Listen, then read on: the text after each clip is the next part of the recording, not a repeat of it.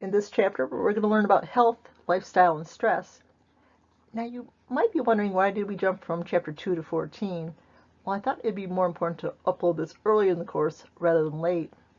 And also, chapter 3 is a very big chapter, and it needs more than, if you're in a face-to-face class, it needs more than 2 lectures.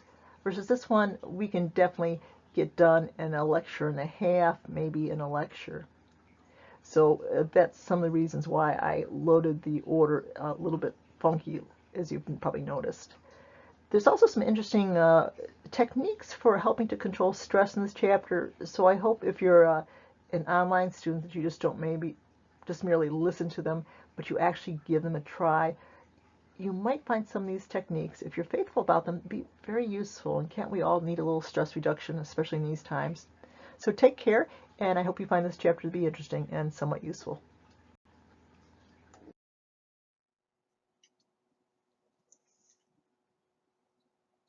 Biological, psychological, and social factors all impact health. Take a moment and think, which model do you think we use? If you want to guess psychological, well, great guess, this is a psychology class, but no, that is not the answer. You're thinking perhaps biological. Also a reasonable guess, but no. Then you think it must be social factors. Well, again, no. It is the biopsychosocial model of health. Maybe a trick question, but really not. Additionally, you can arrange those words in any order, but biopsychosocial seems to flow off the tongue just a little bit easier. A related question, well, is there a psychological approach devoted to enhancing health? Go to the video clip attachment and listen, and your answer will be there.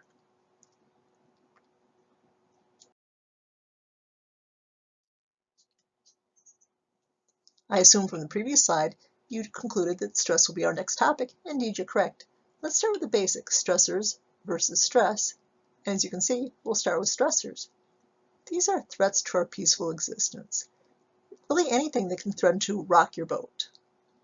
Stressors include both daily hassles, which are everyday irritations, and major life events. And maybe you're surprised to learn that even very good major life events are significant stressors. If this was a live class, I'd ask every student to share a daily hassle they've had today, or at least in the last week. It's not hard to think of many. So perhaps take a moment and think of what daily hassles you've had already today. Daily hassles might be everything from not being able to find your keys, to finding a stain on your shirt, to finding that your milk is spoiled, to just hitting every red light as you go to school, and many more. Now, as I mentioned, major life events could be good or bad and still be stressful. Let's take a moment and think of positive life events that are major life events that are indeed highly stressful. Take a moment and see as many as you can come up with. The list is endless. Going to college, graduating from college, getting your first job, getting married, having a baby, getting promoted, retiring, and so many more.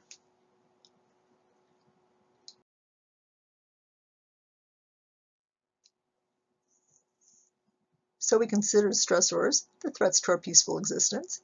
Now let's consider stress. Stress refers to our psychological and physiological reactions to those threatening events. The physiological effects include our fight or flight system, which includes the major stress gland and 2 of its major hormones. Stress also can affect the brain's glands, which control this gland. And also in the previous chapter, that is chapter 3, we learned the branch of the nervous system that's involved in the stress. Since we're getting very, very close to the test, and I assume that you've been studying regularly, hopefully you'll be able to fill in all these blanks. Take a moment and see what you can do. So we learned in chapter 3 that the adrenal gland is the major gland related to the stress response, and its hormones include adrenaline and cortisol. What glands in the brain involve controlling the adrenal gland and all the other glands? Well, we know that the hypothalamus controls the pituitary, and the pituitary controls all the other glands. So, hypothalamus and pituitary. And which is the stress branch of the nervous system? Remember, we had a mnemonic. We said it would only work, though, if you're a nice person. If you're a nice person, you see somebody all stressed out or having an emergency, you should feel great sympathy. So that would be our mnemonic. So it would be the sympathetic branch of the nervous system.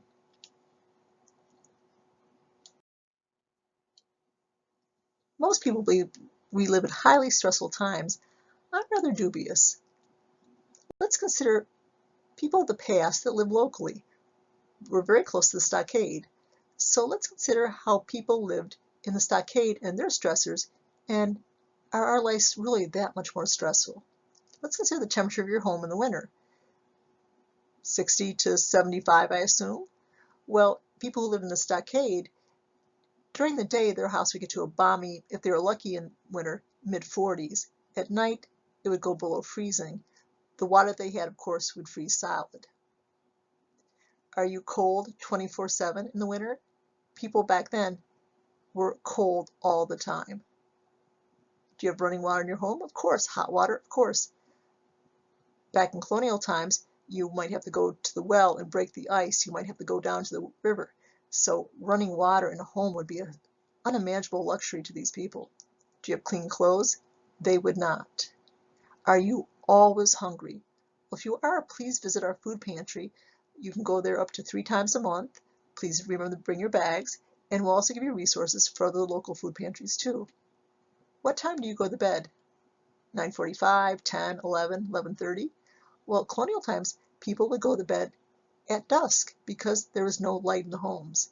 They could not afford oil. They could not afford candles. Candles were made from tallow, fat. And if you're on the verge of the starvation, you can't take the fat, which could have been calories, and use it in terms of a candle. So people went to bed at dusk. They moved the furniture to the center of the room, and you put your gun or your rifle into place, easy to access place. If you had a second floor, you knew how many steps were up and down in the stairway because you could not see.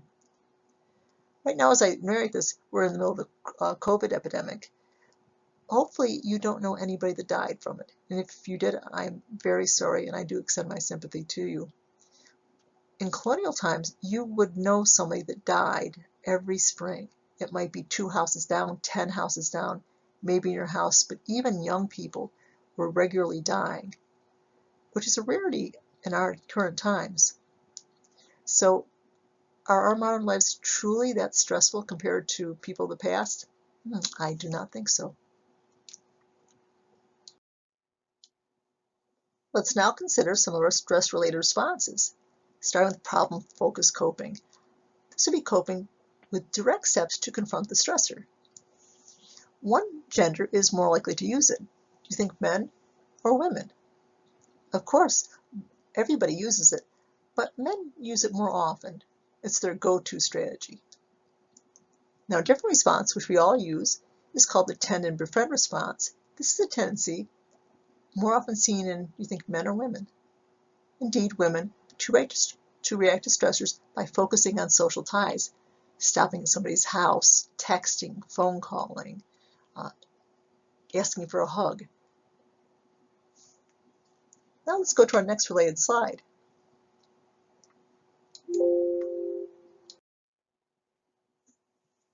Let's think of 2 examples. A man and a woman are chatting. In one example, the man has an issue, and the other example, a woman has an issue. What problems can we predict based on the previous slide? Take a moment and see if you can identify, again, based on the previous slide. So the man is much more likely, when discussing his problem with a woman, to expect problem-focused coping. And yet she, if she's being typical, will focus more on his feelings and his support needs. So this might be frustrating for him. Now flip it the other way. If the woman's talking, she's not expecting him to fix the problem. She wants support. She wants friendship. She wants non-fixing the problem. But he is very likely to try to fix it for her. And of course, men and women, their behaviors overlap tremendously, but in general, men are more likely to problem focus, and women are more likely to use tend and befriend. So how can we avoid this issue no matter what the person's sex or gender? Simple. Ask the person, what can I do to help you? What can I do to support you? And ask them. Let's continue to explore our stress-related responses. Another one is emotion-focused coping. This is coping by minimizing emotions, avoiding emotions, minimizing. Another strategy is downward comparisons. This one's fun to talk about. This coping is by comparing yourself to somebody worse off. Isn't there always somebody worse off? Let's say that you took your first exam in a class and it's not all you hoped to be. How could you use downward comparisons? Well, maybe you said, well, at least I didn't fail it. Oh, perhaps you did. Well, at least you didn't get the lowest grade in the class. Oh, well, maybe you did. Well, at least you took it. Well, maybe you didn't, and so on. So there's always somebody worse off. So you temporarily feel better by comparing yourself to that person. Not a very effective strategy, but don't people do it? Indeed they do. So let's review for a moment. Please identify the coping strategy used by the woman on the left and the gentleman on the right. Well, if you're, for the woman on the left, going for the alcohol-based, I don't remember lecturing about that one, so that would be a bad answer. You've got to choose from the choices offered. Apparently it's emotion-focused. Apparently she's trying to numb her emotions with apparently a white line. The gentleman, it looks like he's focusing on a manual, so he is definitely engaged in problem-focused.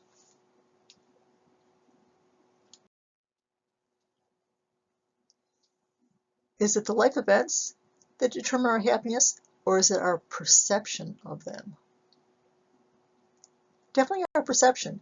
For example, two students might each get a C on the test. One might be overjoyed that they passed. Another one might be inconsolable because they usually get the highest grade, and for them a C is totally unacceptable. Same event, very different perceptions. Or consider in this example, a paraplegic has additional burdens in life, but their level of happiness is not different than ours. Again, it's the perception of the event, not the event itself, that is critical. Many times we can't change our life events, but how we perceive them, well, that is somewhat easier to change. So you're just saying that the perception of the event rather than the event itself is key. So maybe let's put that into motion. I'll give you an example I use on myself. Last semester I was teaching at Center City for the first time, and to be honest, I wasn't thrilled with dealing with the parking, the extra changing of parking places, learning a new facility. And so I kept telling myself, change is good. I am looking forward to change. And I said it with a really, change is good. I am looking forward to change. But as I kept saying to myself, I could feel my attitude changing. In the end, I enjoyed teaching down there, and I enjoyed my students, and I enjoyed the class. So again, it's our perception of events. So please pick something in your life right now that you're not thrilled with. And say the mantra to yourself. I am looking forward to change. Change is good.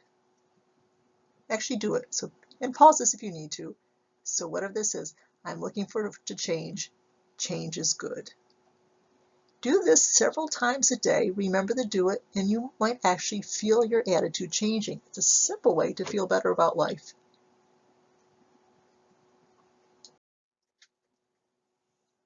Now let's consider the two early great figures in stress studies. The pioneer of stress studies, the guy who got the ball rolling, so to speak, would be Walter Cannon. He coined the fight or flight response. Before you go to the next slide, take a moment and see if you can list many of these factors. It should not be difficult since we've already done chapter 3.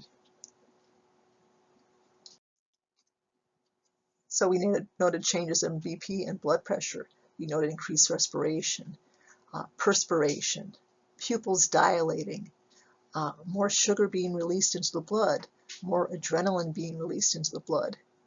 Digestion will be slowed. You can't afford to use calories in digestion when you're fighting for your life. So these and many other responses are the fight or flight response. Although Walter Cannon pioneered stress studies, the father of stress studies is another individual, Hans Seal. He coined the GAS, General Adaptation Syndrome. Its stages, as you can see, are alarm, resistance, and exhaustion. We'll see what these actually are on the next slide.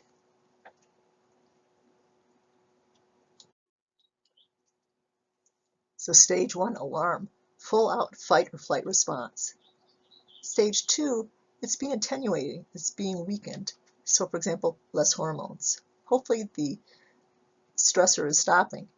If it doesn't, the person goes on, or the animal goes on, to exhaustion. Exhaustion is physically damaging and actually can be lethal. So the 3 stages of the GAS: alarm, resistance, and hopefully not getting that far, exhaustion. Let's continue our discussion of the stress response. Research on the HPA axis, in other words, the hypothalamus pituitary adrenal axis, has been ongoing, and we're learning more and more about its importance. We now know that exposure to either a very extreme stressor or a chronic stressor or stressors can alter the brain permanently and affect how we react to stressors later in life. So the effects can be permanent. This area is currently generating considerable research in the focus of children, and in children it's referred to ACEs, which are adverse childhood experiences.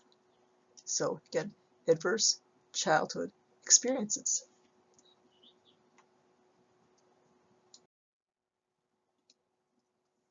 So we noted in the previous slide that significant stress alters the HPA axis. Take a moment, I hope you know those 3 letters. Hypothalamic, or if you prefer hypothalamus is okay, pituitary adrenal axis. And here's a picture of ACEs. On the picture on the left is a facility in Texas in which legal and illegal immigrants, and I will stress legal also, were being housed. Imagine the stressful nature of that event to all the individuals, but especially children. And on the right, a child's drawing. So children often draw houses and dogs and all sorts of fun things. This is that child's experience. Again, definitely a visual of ACEs. Let's continue and see how stress affects the body. What family of disorders are caused or made greatly worse by stress? The current term would be psychophysiological disorder. If you look at the major categories, heart, gut, breathing, muscles, skin, stress affects different people differently. Which one of those are the areas that you are affected the most in?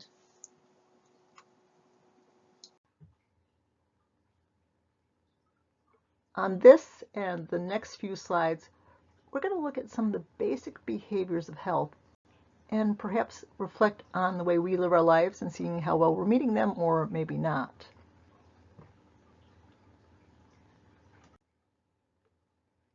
Let's consider exercise. Exercise is not only obviously necessary for good physical health, also for mental health. Low levels of exercise are associated with higher levels of depression, anxiety, so really critical. But let's focus maybe on physical health. If you walk a mile every day, it cuts your risk of heart disease dramatically. And you might be young and say, well, I'm fine, but how about taking a walk with your parents, maybe? If you walk a mile and 3/4 every day, it cuts your risk of dying from anything medical. It's amazing. So think for a moment and examine how you are in terms of this area. Good, okay, poor.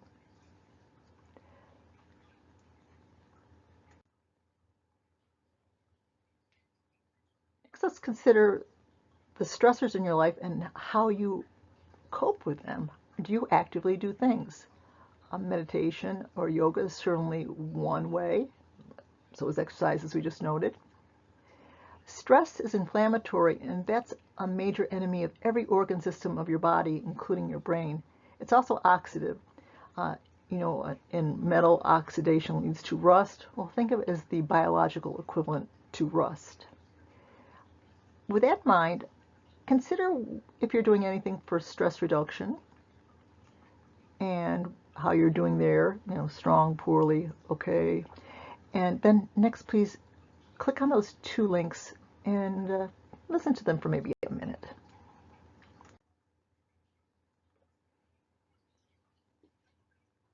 Next, let's consider your diet. And remember, if you do need help nutritionally, food pantry 3 times a month. No shame, and it's a great resource. So is your diet high on processed junk food, or is it pretty high in healthy food? Nutritionists often ask us to do an 80-20% ratio, which means yes, you're allowed to eat some of the bad stuff, but at least have 80% of the good stuff. Let's consider proteins. Is your diet protein deficient? Proteins are needed for not only muscle, but for our enzymes, and they're needed in the production of neurotransmitters. Neurotransmitters are basic to the brain's functioning, and that affects how you think, act, and feel. So consider proteins, and let's maybe consider a few sources of protein. Take a moment. Sources of protein. Obviously, meat or soy. Cheese is a great source. Yogurt is a great source. Peanut butter is a great source. Nutritional drinks, protein drinks, are also a great source, and that's just some.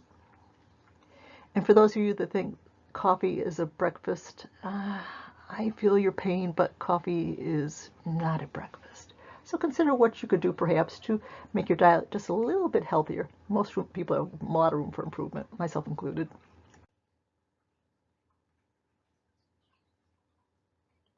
Part of nutrition is eating fruits and vegetables. The idea of eating a rainbow, so hopefully every day you'll get at least, or most every day, something from every color group of the rainbow. You might be thinking the bluish purple. Well, blueberries, I know they're expensive. Buy them frozen, much cheaper. Put a little, thaw them, put a little honey on them, maybe some flaxseed or chia seed if you want to be fancy. But a nice source of a blue food. And you all probably have tricks related to the other food groups as well. So eat the rainbow.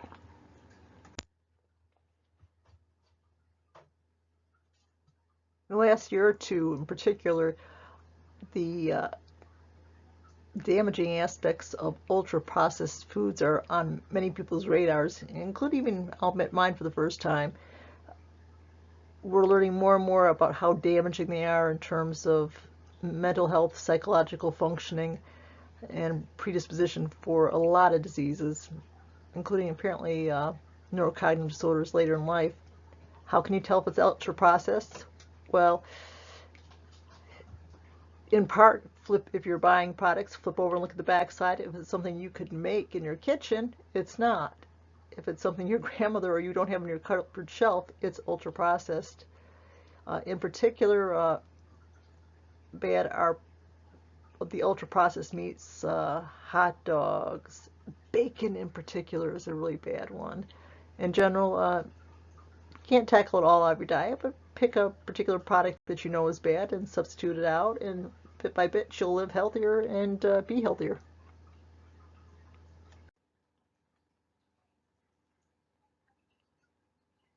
So let's consider how well hydrated you are. Many people are insufficiently hydrated. It leads to all sorts of problems from UTIs, in other words, bladder infections, to constipation. Your body works better. Your thinking will actually be clearer if you're not dehydrated, which means you'll also learn better. Flavored beverages are not great because it activates the pancreas. Consider using maybe lemon or mint or sliced cucumber in your water. That's fairly cheap, and cucumber lasts more than a week. Caffeinated beverages, not so good for dehydration. So the decaf coffee, much better than the regular coffee, for example, or the regular soda, the decaf soda over the regular soda, but soda's, again, not great.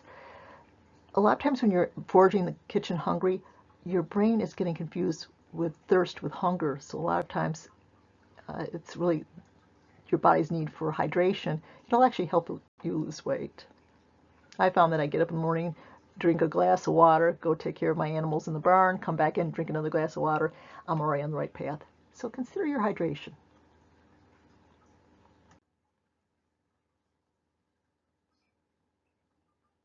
Consider where you stand in terms of sleep. Most people need 7 hours. If you don't get what your body specifically needs, you're going to learn less effectively. And if you're trying to learn and having difficulty, that could be no small part of the problem.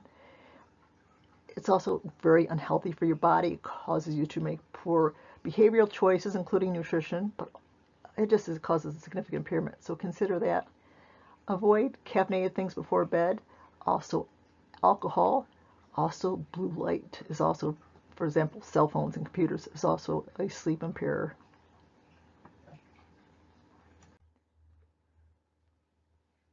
We're finding that mammals, including people, have plastic in their bodies. And you're wondering why maybe there's a picture of credit cards?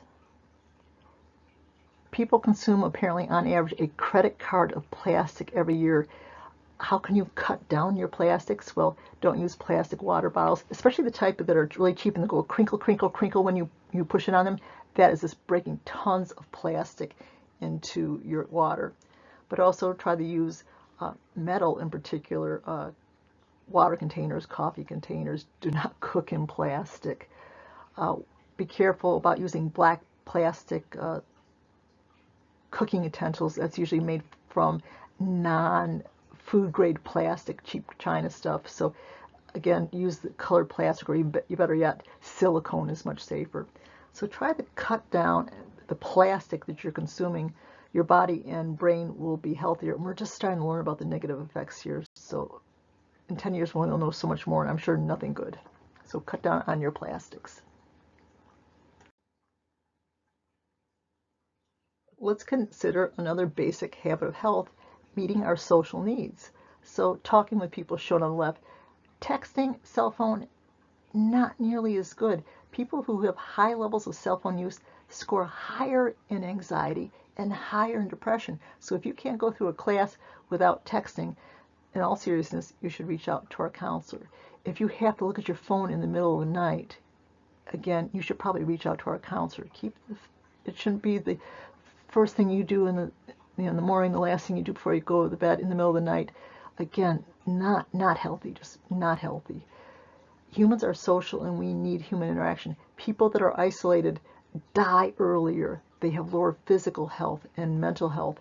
So cultivate what friends you have and maybe try to cultivate new friends. Same with your family. Work on strengthening your relationships if you can, if it's possible and healthy. And the last slide, we're going to see if we can apply some of this.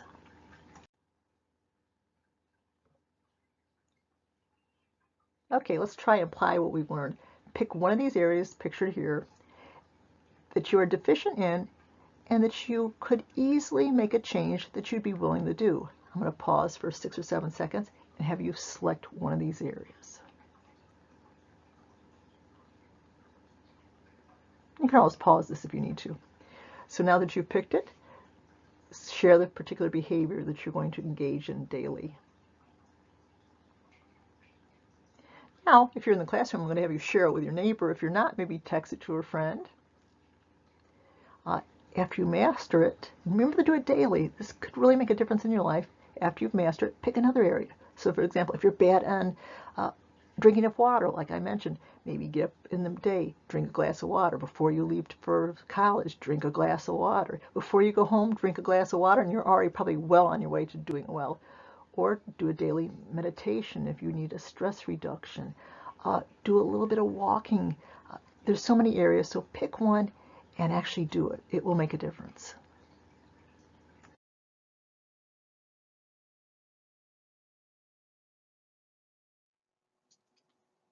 Let's consider type A and type B personality. Type A personality was coined by two cardiologists by the name of Friedman and Rosenman. The discovery came because they listened to an observation made in their lounge. Their furniture was worn and they were using the reupholsterer that all the professionals use in the building, and he made an offhand comment saying their office had a different wear pattern from the rest of the building. In their office, the only thing that was worn was the edge of the seat, not the back of the seats, not the armrests, as if the people in their office sat on the edge of the seat the entire time. But there were many professional medical offices in that building, but that wear pattern was specific to their office. It got the two cardiologists to thinking about the personality style of heart patients, and they devised, after research, type A personality. People with heart issues, especially early onset heart issues in life, are more likely to be type A. They're time-pressured people, highly work-oriented. They live to work.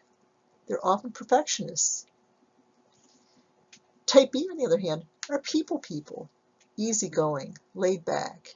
They work, yes, but they work to live. They don't live to work. You might know where you stand on this dimension, but let's quantify it, and if you don't, all the better. Please go to this link and see if you're a type A or type B personality, or is it possible to be a mixture? We'll have to see. So let's start with people high in extroversion. In other words, the extroverts. They are energized by other people. They get their energy from being around others. They are sociable, more flexible, spontaneous. So if you want to do something at the last moment, an extroverted friend would be more likely to say yes. They're also high energy people. Maybe this describes you well, or perhaps not at all. Let's consider the introverts. You'll notice that shyness is not in this list. Shyness is not an essential feature. What defines them is that whereas the extrovert is energized by other people, the introvert is tired out by other people. They require much more private time. They're cautious in their nature.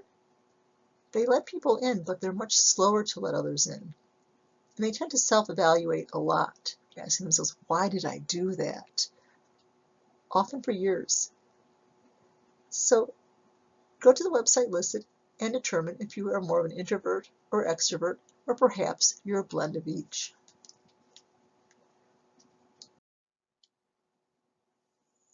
So are you a type A personality, a type B personality, or are you a type A/B?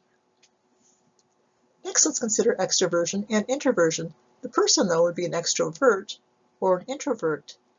Think about each of those terms and then see if you can identify major traits associated with each style. So did you say parents, employer, God, your particular religious institution, teachers perhaps, and so on? So whether you have an external or internal locus can have a profound effect in your life. Do you try to take control of situations? Do you think that your behaviors matter? How easily do you give up on things? Very much influenced by your locus of control. Go to this website, if you will, please, and determine your locus of control.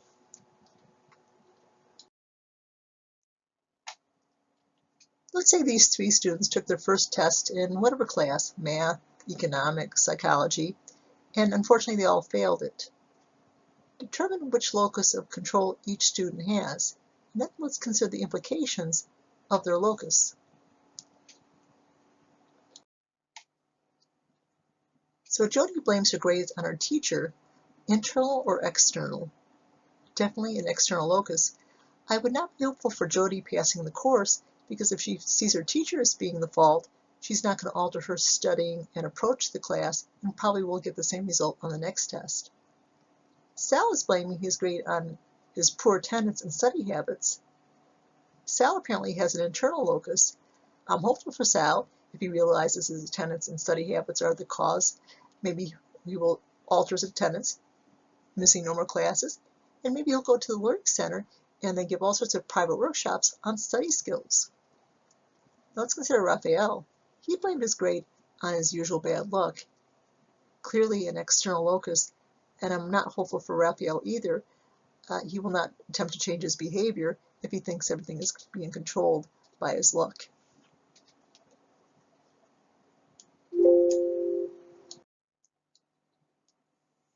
So let's consider implications. Students with either internal or external locus are less likely to do homework and more likely to skip class. Would it be internal or external? It would be external, because they do not think their behaviors have much an effect on their chances of success. Your success at college is largely in your own hands. What are some of these behaviors? Well, attending every class humanly possible, promptly, knowing your syllabus, keeping track of the dates that our assignments are due, knowing the nature of the assignments. When you're confused, reaching out to the teacher, to tutoring, and to the many services at the college. Studying regularly and sufficiently, not being the student that waits to the weekend of the test or the night before the test.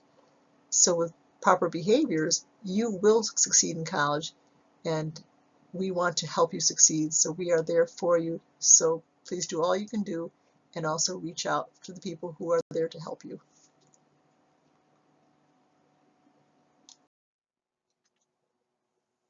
So here's a little review for you. Don't save your learning to the moment for a test. Learn regularly as you go along. So you should at this point be able to do this material. If not, take a few minutes and study so you can. And no, I'm not going to fill in the blanks for you this time.